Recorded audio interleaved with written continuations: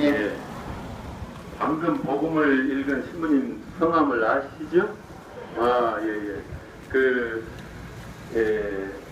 우자, 진자, 한자인데요. 그야말로 곧게 사신 분이에요. 한 길을 이렇게 끝까지 열심히 온 힘을 다해서 가시는 우리 우직한 신부님, 이 자리에서 다시 뵙게 해서 반갑습니다. 또 제주 신부님들, 존경하는 신부님들 함께 입사 봉헌하게 돼서 아주 기쁩니다. 함께 해주셔서 감사드립니다. 물론 우리 교우분들 또 수녀님들 함께 하시는 거 말할 나이도 없이 감사드리고 기쁩니다. 우리는 강정 해군기지 앞에서 평화를 위한 미사를 봉헌합니다. 새삼 내가 주는 평화는 세상이 주는 평화와 같지 않다고 하신 예수님 말씀이 떠오릅니다. 세상이 주는 평화. 세월호 참사 앞에서 온 국민이 울었습니다. 정치인은 국가 개조를 다짐했습니다. 세월호 참사는 사회 비리의 결과였습니다.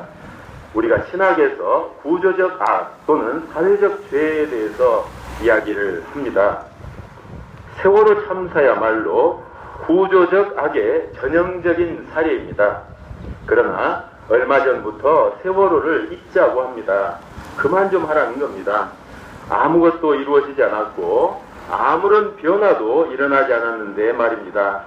힘있는 사람, 힘있는 언론이 그렇게 말하니까 먹혀 들어갔습니다. 세상에 주는 평화는 이렇게 힘으로 이루는 평화입니다. 그러나 무력으로, 힘으로는 평화를 이룰 수 없습니다. 우리 박도현 수사님이 들고 계신 팻말을 보면 무기를 들고 사랑을 할 수는 없습니다. 그러지 않습니까? 힘으로 이루는 평화는 두려움에 바탕을 둔 것입니다. 이 두려움이 탐욕과 결합되어서 전쟁 산업을 이룹니다. 강정 해군기지 이야기를 했습니다. 작년과 올해 태풍으로 7개의 케이슨이 부서졌습니다. 케이슨 하나의 무게는 10,000톤 내지 40,000톤이라고 합니다. 이것들을 바다 밑에 빠뜨려서 큰 못으로 고정시켜서 바닷속을 잠잠하게 만드는 겁니다. 그런데 태풍으로 이 큰 못이 부러지고 또 콘크리트가 깨진 것입니다. 깨진 콘크리트는 다시 이어서 쓸 수가 없습니다. 바닷속에서는 수리가 불가능합니다. 완전히 깨부수고 이것을 새 것으로 교체해야 됩니다. 그러는 사이에 바다가 얼마나 더러워지겠습니까? 케이슨 하나 만드는데 비용이 500억 원 정도 든답니다. 제가 인터넷 찾아보니까 그러더라고요. 내년에도 태풍이 또 불 겁니다. 강정의 구름비 앞바다는 돌출형이라서 항구시설에 적합하지가 않습니다. 태풍이 불면 가장 먼저 가장 세게 영향을 받는 곳입니다. 왜 하필 이런 데다가 항구를 만드는 겁니까? 내 돈 들여서 하는 공사라면 그 아무도 여기서 이런 일을 하지는 않을 겁니다. 남의 돈이니까, 눈먼 나라 돈이니까 그냥 하는 겁니다. 그러면 해군이 바보라서 이 자리를 택했는가? 아닙니다. 해군도 처음부터 강정을 원했던 것은 아니었답니다. 다른 후보지가 있었지만 주민들의 반대로 무산되었습니다. 그럼 강정 주민들은 찬성했는가? 그것도 아닙니다. 우리가 다 알고 있는 바와 같습니다. 강정 주민들도 반대할 것이 뻔하기 때문에 투표권을 가진 1000여 명의 주민들 가운데 찬성을 할 사람들만 80여 명 정도 골라서 조용히 불러서 통과를 시켰습니다. 이런 사실을 나중에 다른 주민들이 알고 무효를 선언했습니다. 그것이 해군기지 건설 반대운동, 지금까지 8년 걸쳐온 반대운동의 출발이었습니다. 8년 동안 이 일을 하려고는 아무도 생각을 못했습니다. 하다 보니까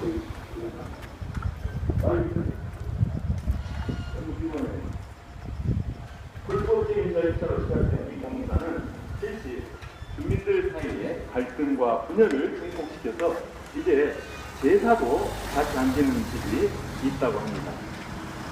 제가 우리 문창호 스님한테서 들은 이야기, 제주에서는 이 제사 이것이 굉장히 중요하다고 들었습니다.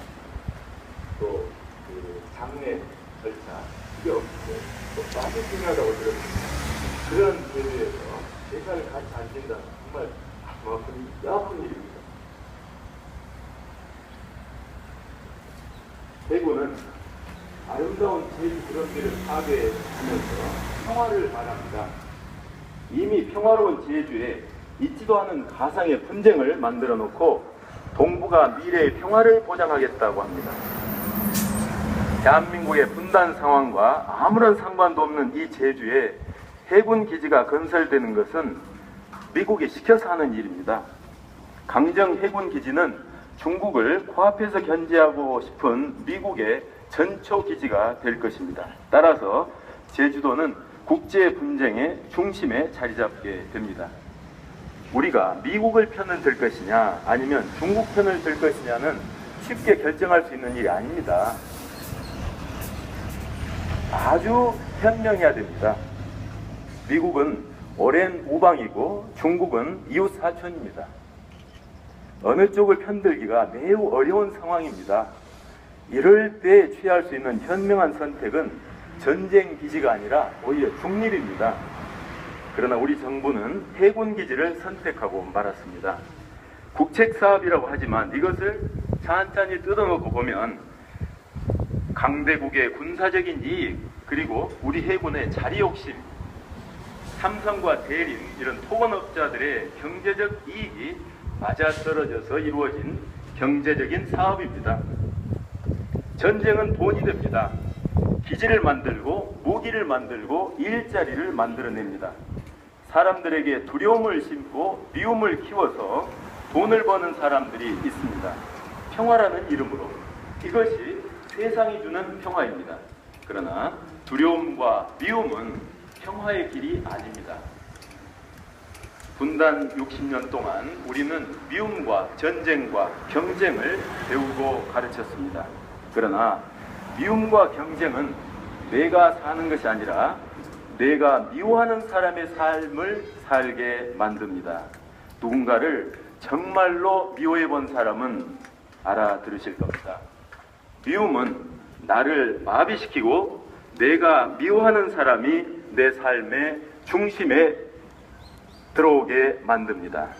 그 사람의 일거수일투족, 행동과 말투까지 나에게 영향을 미칩니다. 미워하면서 그 사람에게 지배당합니다. 정의와 평화를 위해 일하는 사람들을 두고 종북이라고 비판하는 사람들이 있습니다. 우리는 북한보다 낫지 않느냐, 왜 북한은 가만두고 남한만 비판하느냐 합니다. 그런데 저는 묻고 싶습니다. 왜 북한이 우리의 민주주의와 인권에 해야 합니까? 미움과 두려움에서 출발한 논리의 결과라고밖에 할 수 없습니다.